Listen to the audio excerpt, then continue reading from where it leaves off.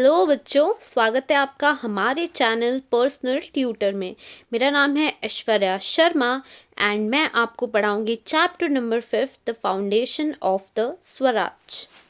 तो स्टार्ट करते हैं हमारा चैप्टर।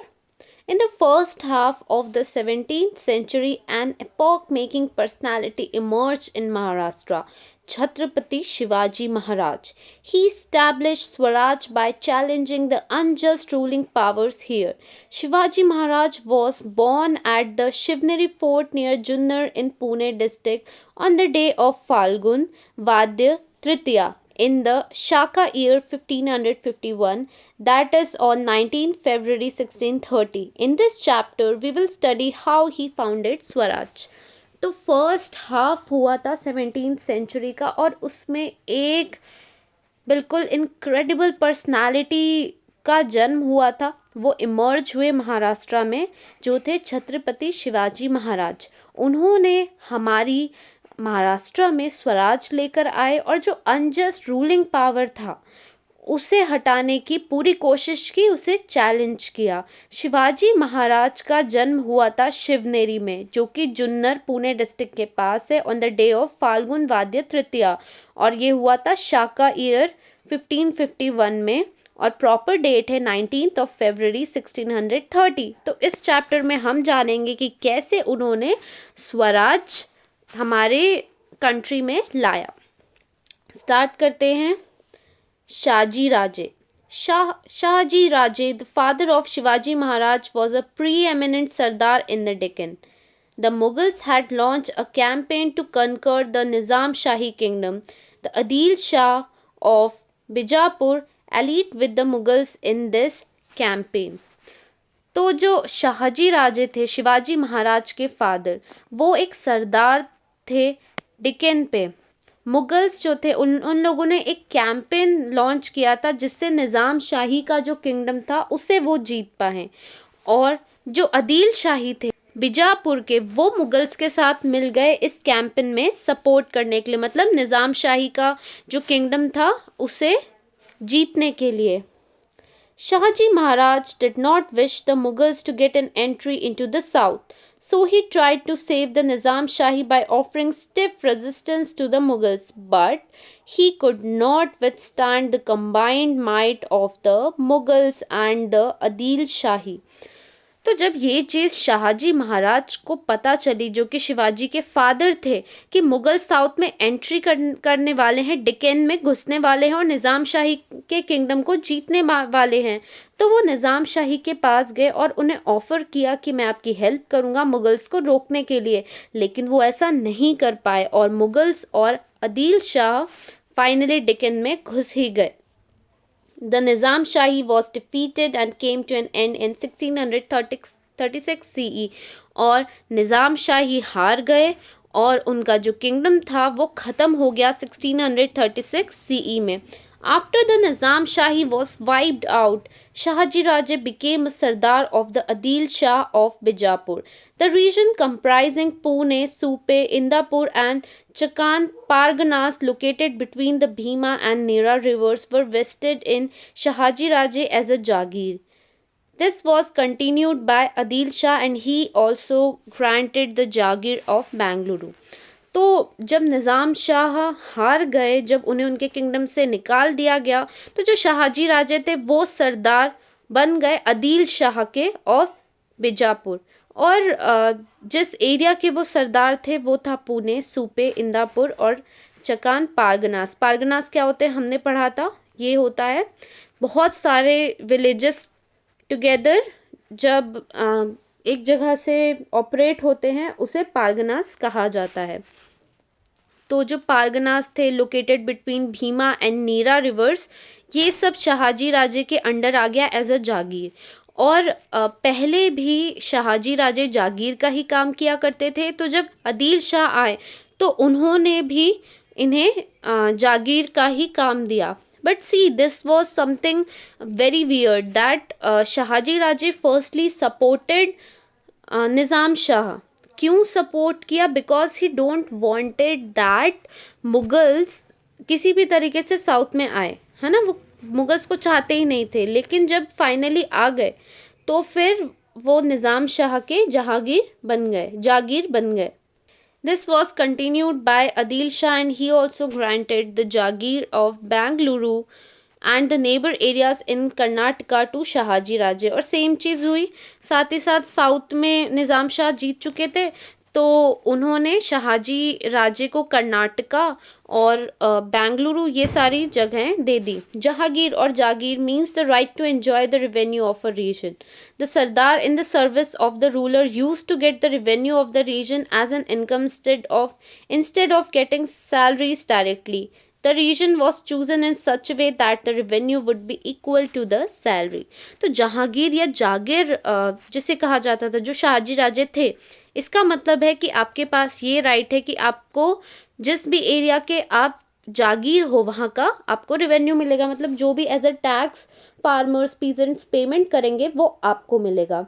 और जो सरदार इस सर्विस पे होते थे, मतलब रूलर्स जिस सरदार को जिस जगह की सर्विस पे रखते थे एज अ जहांगीर, वहाँ की सर्विस के लिए उन्हें कोई सैलरी नहीं मिलती थी। क्यों उन्हें सैलरी नहीं मिलती थी? क्योंकि ऑलरेडी उन्हें एज एन रेवेन्यू या एज एन हम कह सकते हैं इनकम ऑलरेडी रेवेन्यू उस एरिया का मिलता था, और वो सबके लिए इक्वल रहता था। मतलब हर जगह इक्वल अमाउंट ऑफ रेवेन्यू का ही कलेक्शन होता था, तो इस तरीके से उन्हें सैलरी मिल जाती थी। तो डायरेक्टली रूलर कोई सैलरी पे नहीं करते थे।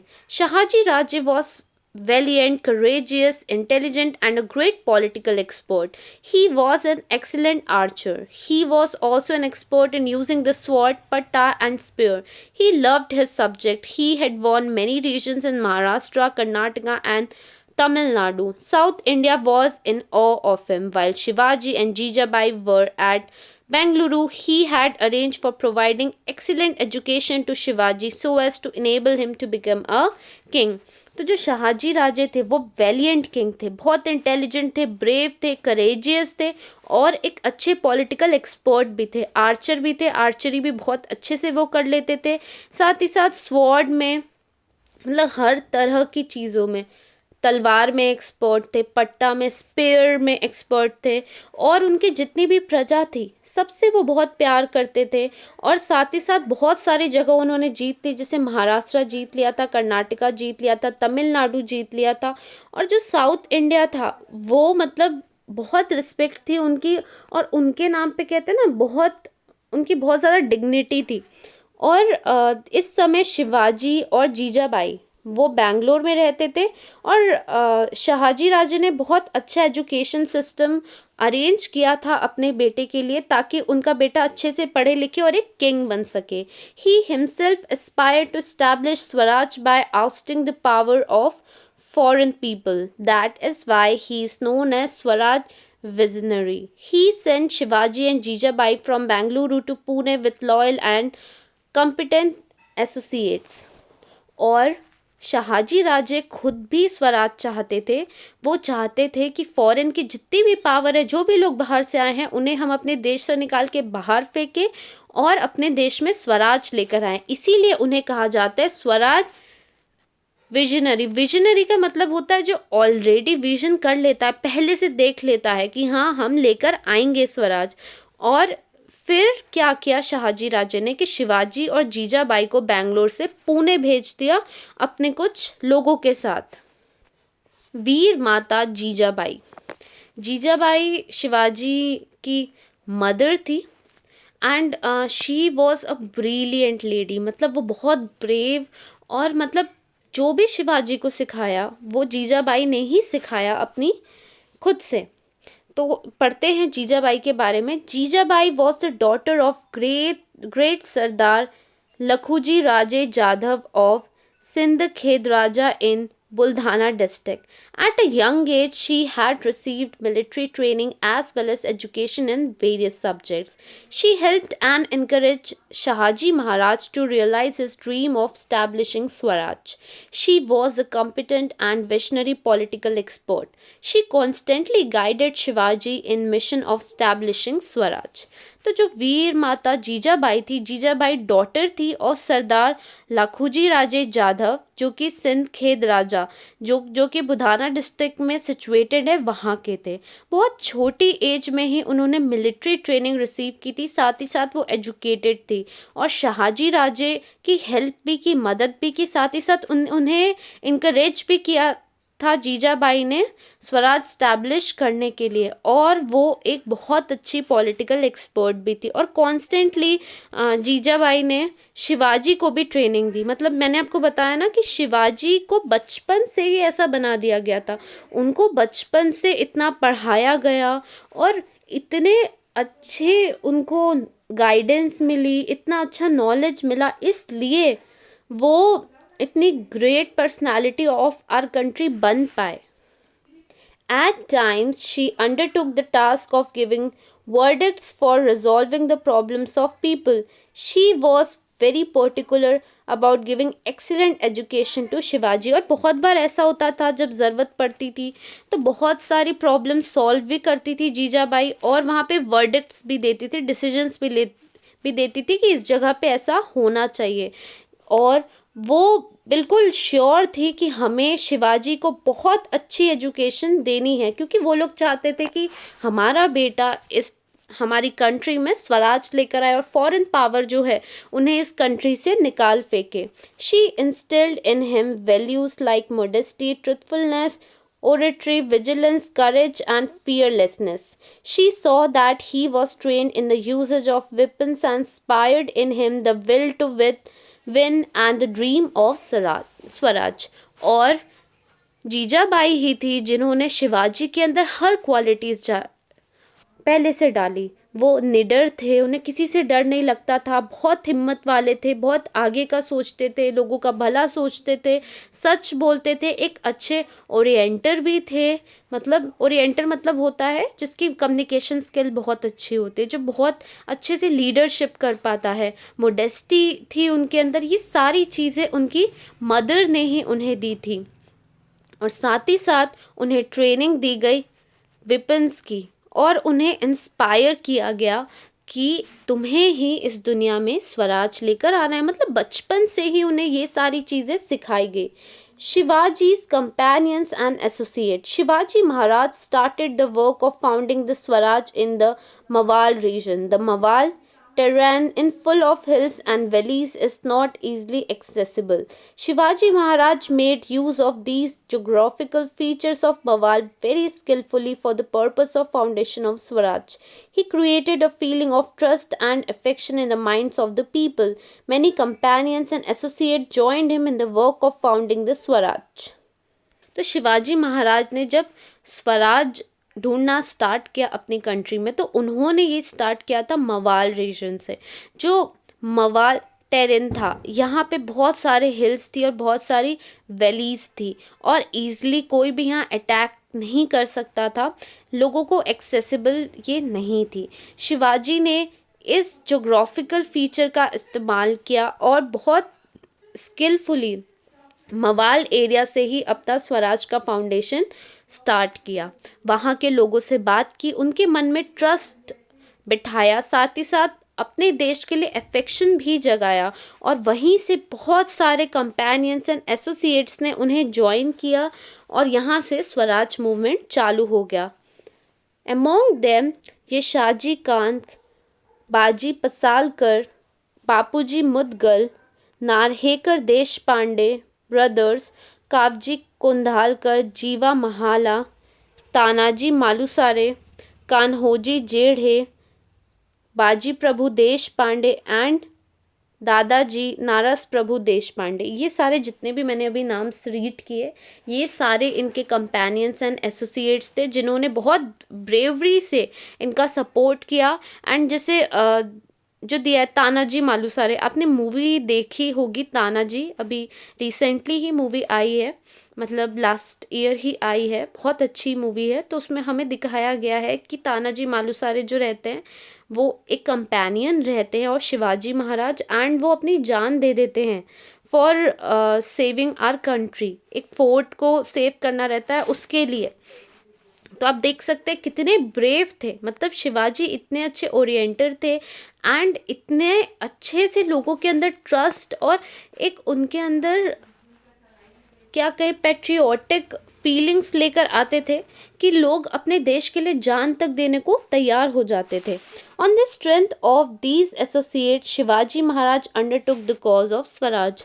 और कहीं ना कहीं मैं जिन एसोसिएट्स की बात कर रही हूँ, जिन यहाँ पे जिनके नाम दिए, सबकी अपनी अलग अलग स्टोरीज हैं। तो ये जितने भी एसोसिएट्स थे, कहीं ना कहीं इनके कारण शिवाजी महाराज के अंदर भी बहुत स्ट्रेंथ आई। क्योंकि यदि आपके साथ बहुत सारे लोग रहते हैं तो आपके पास एक आर्मी खड़ी हो जाती है और फिर आपको पता रहता है कि हाँ, अब हम लड़ सकते हैं। तो उनमें भी स्ट्रेंथ आई और इन सब ने स्वराज ढूंढना चालू किया। रॉयल सील, राजमुद्रा। The objective of Shivaji Maharaj of establishing Swaraj is clearly expressed in his royal seal. The following Sanskrit lines are inscribed in this royal seals. ये आपको ऊपर जो पिक्चर दी हुई है रॉयल सील की दी गई है, जो शिवाजी महाराज की ने बनवाई थी रॉयल सील। इसे राजमुद्रा भी कहते थे, मतलब राजमुद्रा ही नाम था इसका। शिवाजी महाराज जो स्वराज स्टैब्लिश करना चाहते थे महाराष्ट्र में एंड अपनी पूरी कंट्री में, इसका जो थॉट है वो क्लियरली एक्सप्रेस हो रहा है इस सील पे जो चीज़ें लिखी गई है। मैं डायरेक्टली मीनिंग पे आ जाती हूँ कि उसका मीनिंग क्या है। This seal will glow in Splendor like the new moon. This seal of Shivaji the son of Shahaji receiving homage from the whole world denotes the welfare of the people. The meaning of this inscription on the seal is very important from many angles. इस seal में ये लिखा गया है कि ये जो seal है स्काई में एक नए चांद की तरह ग्लो करेगी।